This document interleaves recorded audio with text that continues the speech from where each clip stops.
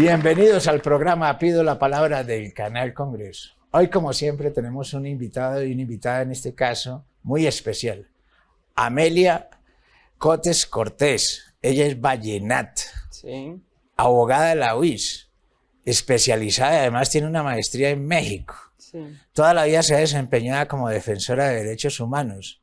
Tiene más de 16 años en la administración pública y hoy ejerce un cargo muy importante que es la dirección de la libertad de cultos del Ministerio del Interior de la Presidencia de la República, además. Pero cuéntenos usted qué más nos quiere contar sobre su experiencia y su hoja de vida, doctora Amelia. Bueno, como dijiste, sí, un saludo a todos los televidentes y gracias por la invitación a este maravilloso programa. Sí, soy vallenata, costeña. Más que vallenata, yo me identifico como del Gran Magdalena, de esa Magdalena grande, con mi ascendencia guajira, del Magdalena y del Cesar, pero también con una madre de Honda, Tolima. Entonces soy una mezcla, por eso ese micote es tan costeño y ese cortés muy del interior, y es una mezcla tal cual de la diversidad que tenemos aquí en Colombia. En cuanto a mi desarrollo, pues fíjate, nací en un hogar evangélico pentecostal, yo creo que es la línea más legalista de esa evangélica protestante, pero estudié toda la vida en colegio de monjas, entonces imagínate esta doble crianza, aprendiendo a ser muy tolerante justamente con la diversidad religiosa desde casa y en la escuela.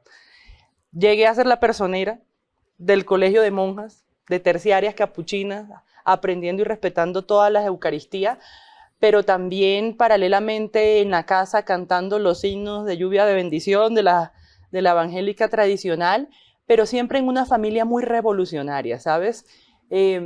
Y me refiero a esa revolucionaria en poder cambiar, en transformar donde uno llegue los escenarios de injusticia donde uno estuviese. Y efectivamente mis padres y mi madre han sido eso, han sido un sinónimo de personas que llegan y donde han estado siempre revolucionan el espacio tratando de mejorarlo. Y eso lo hicimos también al interior de la misma iglesia. Su papá hace parte del Consejo Superior de la Universidad en el Cesar, ¿no? Sí, claro, mi papá es decano de la Facultad de Ingeniería de la UPC y es el representante por las directivas del Consejo Superior. Lleva muchos años, yo vengo de una familia docente. Mi abuelo docente, mi padre docente, yo especialista en educación, o sea, somos una familia de educadores, nos encanta la educación. Pero su mamá también fue concejal. Mi mamá fue la primera mujer concejal de la iglesia pentecostal, cuando eso era, mejor dicho, se satanizaba que las mujeres pudiesen llegar a unos espacios de poder, y fue la segunda mejor votación, llegó de una vez a mesa directiva. En su momento fue por el Partido Liberal, que cuando todavía en los tarjetones aparecían las caritas, ¿no? Y se hizo un gran ejercicio y eso ha sido fruto del esfuerzo. Mi papá pues hizo parte también de todo ese trabajo constituyente por la libertad religiosa.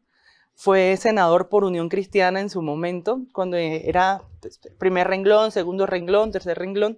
Papá fue tercer renglón en esa lista con Jaime Ortiz Hurtado y trabajaron por lo que hoy es la libertad religiosa en la constituyente. Bueno, pero el tema que nos ocupa es el tema que no lo conoce casi nadie en el país. Sí. Y es la libertad de cultos. Y usted afirma que la libertad de cultos es un derecho fundamental. Así ¿Eso es. por qué?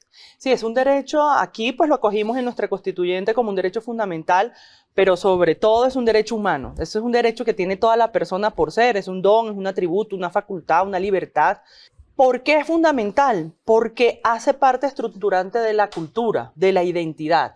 Las comunidades y las sociedades no pueden permanecer sin idioma, no pueden permanecer sin creencias, sin cultura, no pueden permanecer sin sus propias costumbres o folclore, como lo llamamos. Hay 5 elementos estructurantes de la cultura y entre eso está la creencia. Es decir, saber que no somos nosotros solos, sino que nos exteriorizamos en una relación espiritual con algo, con alguien, ¿sí? Con un ser o con uno mismo, porque eso también hace parte de esa libertad. Sin embargo, en lo que hacemos nosotros, yo no soy la directora de creencias, que hay que partir de esa enorme diferencia. Nosotros tenemos... Usted ya está hablando de lo que hace la dirección de cultos en el Ministerio del Interior. ¿Y eso para qué sirve? Sí, claro. Mira, nosotros tenemos Ministerio de Salud, tenemos Ministerio de Cultura, tenemos Ministerio de Educación. Son derechos fundamentales. Pues el Estado, el gobierno también tiene una entidad que se encarga de otro derecho fundamental, que es la libertad de culto. La libertad de culto como la forma en que se exterioriza o se profesa tu creencia. Nosotros no reglamentamos ni trabajamos respecto a las creencias, que hace parte de la libertad de conciencia. Eso es imposible reglamentarlo. Pero sí hay una entidad que lo que procura es garantizar que efectivamente para todo el poder público poder garantizar que las personas puedan profesar libremente esa creencia, que la puedan exteriorizar, que la puedan manifestar, que puedan agruparse en un sentido colectivo y construir religiones y celebrar cultos. Ahora, hay muchas cosas que están permitidas, pero hay actividades que no están permitidas. ¿Cómo cuáles? Por ejemplo, el artículo 5 de la Ley de Libertad Religiosa dice que no se incluye los fenómenos, actividades relacionadas con efectos parapsicológicos, parapsíquicos, el satanismo, el espiritismo, la magia. Hay Eso una no es ley religión. específica sobre el Así tema es. de la libertad de cultos. Así es, desde 1994. Se llama, y es una ley estatutaria además, o sea, es una ley cumbre. No es cualquier ley. Ley 133 de 1994, que reglamenta el artículo 19, que es la libertad de culto. Entonces eso dice qué derechos tiene usted como ciudadano, como persona, en materia de libertad religiosa, de recibir asistencia espiritual, hasta en las rutas de atención médica, pero también los derechos que tienen las entidades religiosas, ¿no? Que también hay unos derechos como entidad, como asociaciones que se agrupan para un fin espiritual, y eso lo hemos llamado entidad religiosa, lo que comúnmente la gente llama iglesias, pero no todas son iglesias.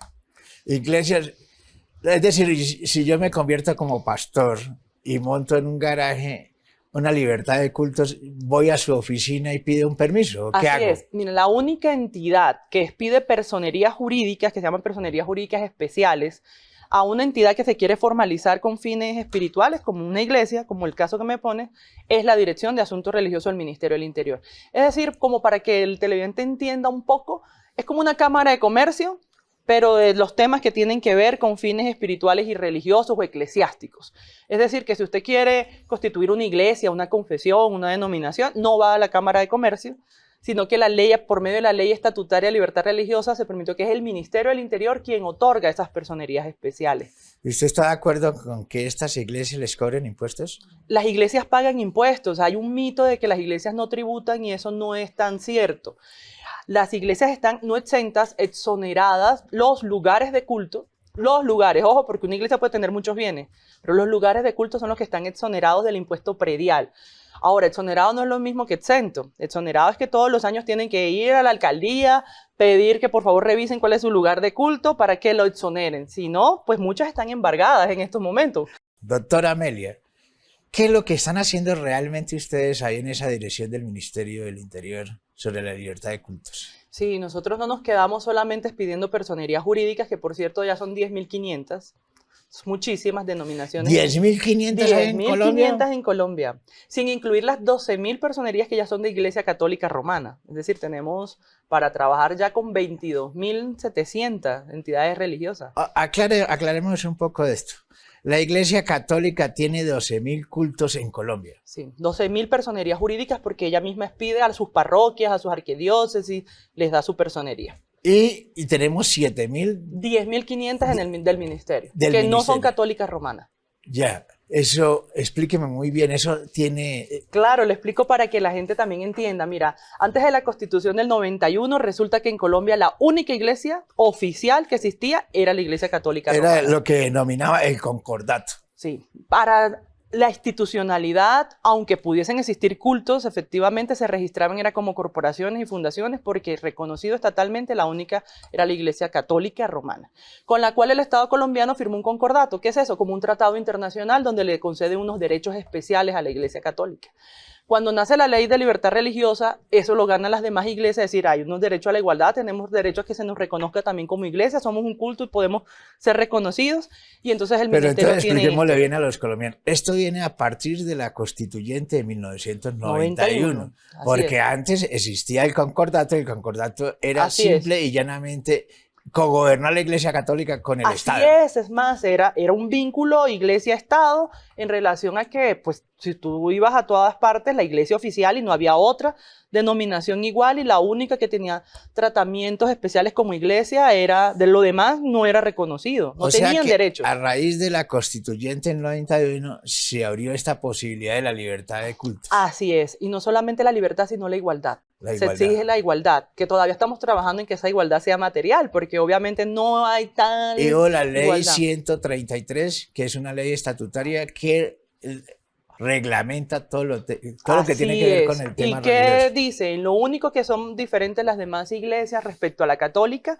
es en la expedición, pues legalmente, en la expedición de que la iglesia católica, como es un estado también, entonces ella puede otorgar la personería jurídica a sus propias entidades. Ya. Es la única diferencia. De resto, en materia de política pública y todo, se acogen igual a todas las demás denominaciones y confesiones religiosas que hay en el país, y el tratamiento es igual, y tenemos una muy buena relación con la iglesia católica, respetando obviamente su historicidad también, que la tiene, y sus grandes aprendizajes, pero siempre haciendo ver que aquí se trata el Estado tiene que tratar de manera Pero igualitaria. aclarémosle un poco esto a los colombianos. La Iglesia Católica desde el siglo V hasta el siglo XV prácticamente dominó todo el mundo Así occidental. es, y todavía por eso vemos que la mayoría de las capellanías que existen en las instituciones son todavía lideradas es por la Iglesia Católica, no por otras religiones, porque llevaron muchos años, imagínate, toda la vida 10 era... siglos. Sí, la Iglesia Católica era la que manejaba la educación, los impuestos, la política, todo. Eso fue un triunfo de la Constitución del 91. Y lo sé y lo escucho por mis padres, que les tocaba hacer cultos en los patios escondidos porque los apedreaban, porque eso no era iglesia. La única iglesia era la Santa Iglesia Católica, como efectivamente así lo siguen reconociendo sus feligresías, pero en la relación con el Estado los temas cambiaron. Y de esas 10.500 personerías jurídicas que hay en Colombia, ¿cuáles son las más reconocidas? Porque hay unas que se destacan más que otras. Puede ser de pronto por el número de feligresía, pero de esas 10.500 hay de todas las religiones. Yo no trato solamente con cristianos. Aquí tenemos musulmanes y musulmanes en las diferentes vertientes. Tenemos judíos de las diferentes vertientes.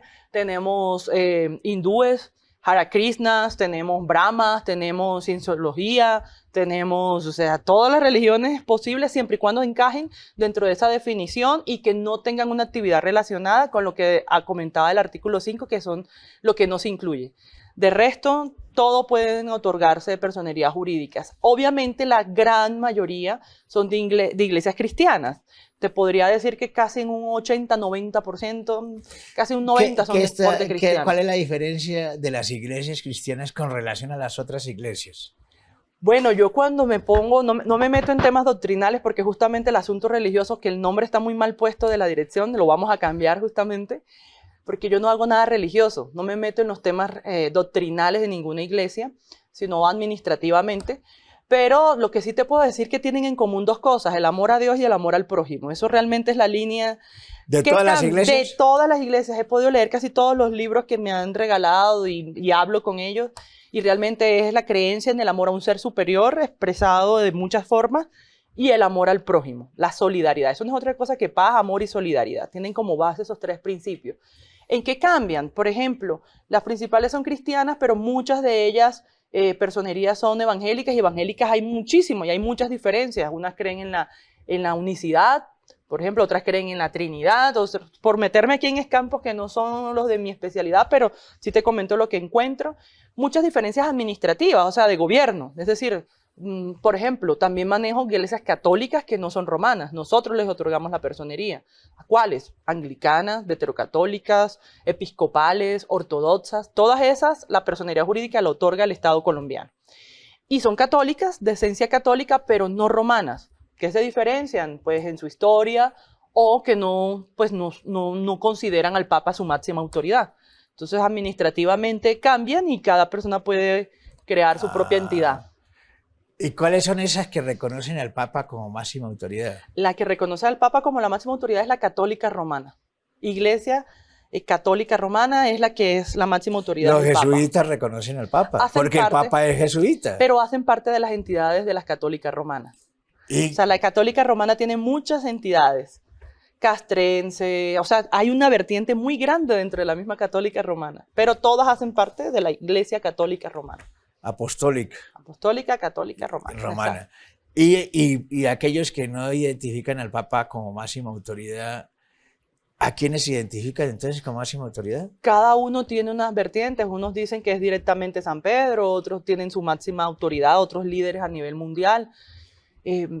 Eso es muy respetable. Nosotros en eso sí no nos metemos. No, el oficio de ustedes es una parte eminentemente de directiva política y de directiva administrativa. Y hemos cuidado eso, porque yo sí encontré una dirección que se metía mucho en los temas doctrinales y nosotros no nos podemos meter en eso. Porque ojo que el Estado no se mete en la creencia. Yo me meto en el culto. Las actividades que realizan, siempre y cuando no esté dentro de las prohibiciones, ¿cuáles son? Las que ya les dije: satanismo, espiritismo, magia, agoreros, actividades supersticiosas, cosas que no sean relacionadas con la religión, o actos que vulneren el orden público, la moral pública y los derechos fundamentales. Esas son las prohibiciones. De resto, cualquiera puede tener una entidad. Puede ser la tendencia de que todas las religiones están por el Estado social de derecho y por la ley. Así es. Sí los puedo decir que definitivamente las iglesias que existen hoy día se deben a la Constituyente de 1991. Y respetan la Constitución del 91. Y tienen que respetarlas porque obviamente tendrán entonces también como entidad y como persona que son, porque ya es una persona jurídica, responden ante la ley con derechos y con deberes. Tienen unos deberes y si también fallan, pues muchos tienen situaciones problemáticas como cualquier entidad ya sea comercial o sin ánimo de lucro. Doctor Lameria, en el mundo, no solamente en Colombia, sino en el mundo, cada vez el poder político de las iglesias crece. Inclusive han tenido presidente, han llevado presidente, el caso de Bolsonaro en el Brasil.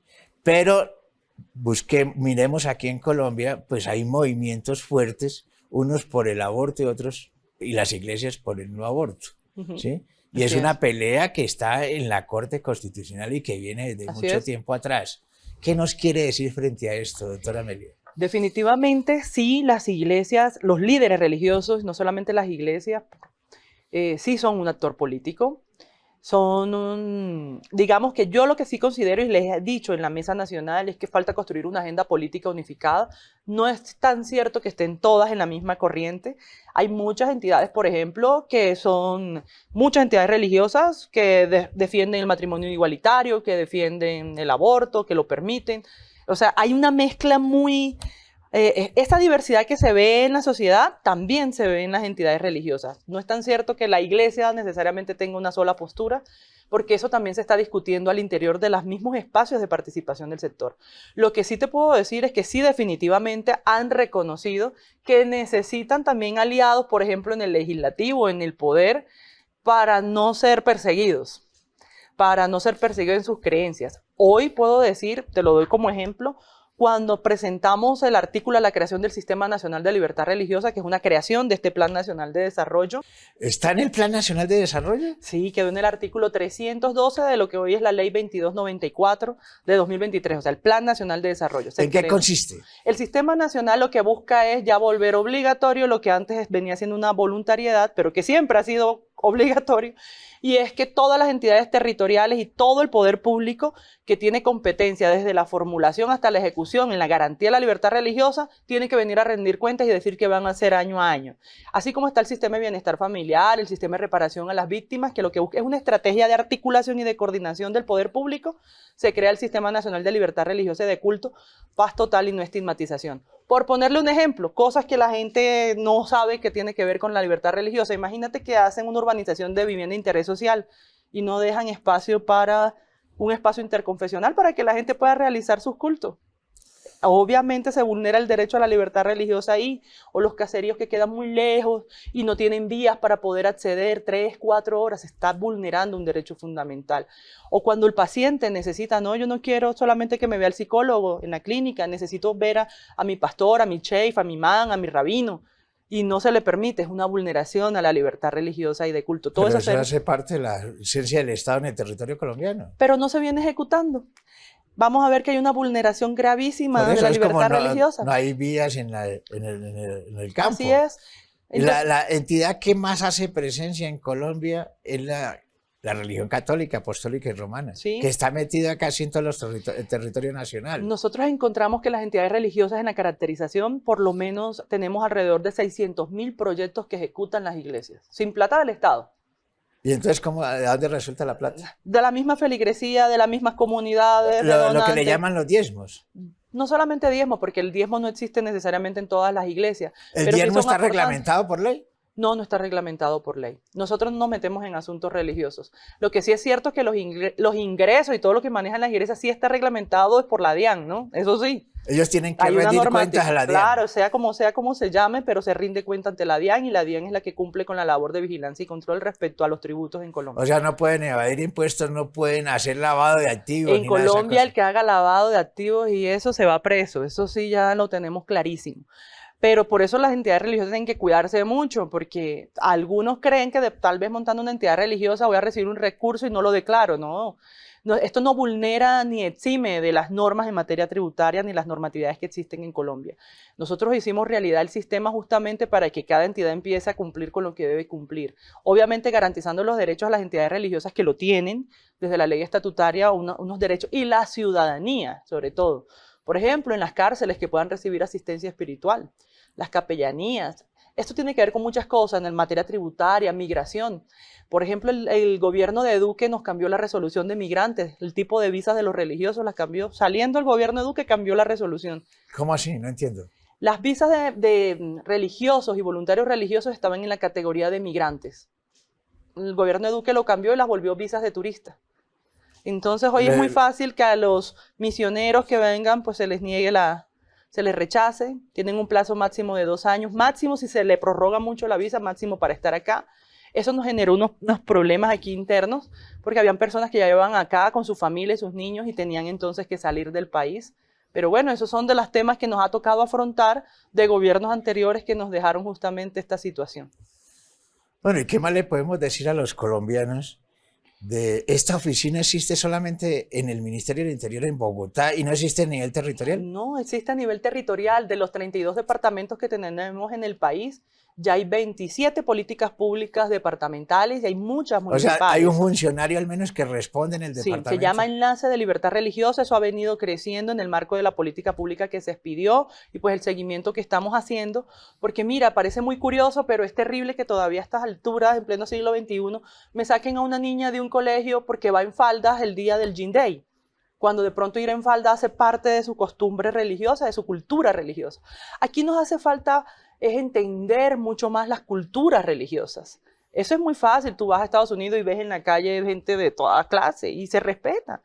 En Colombia es difícil porque tenemos obviamente una mirada muy, muy centrada en nuestra propia religión. Ahora, quiero decirles algo, como para terminar acá. La misma ley estatutaria dice que el Estado colombiano es no confesional, o sea, no hay una religión oficial, pero dice el Estado no es ateo, agnóstico, ni indiferente al sentimiento religioso de los colombianos.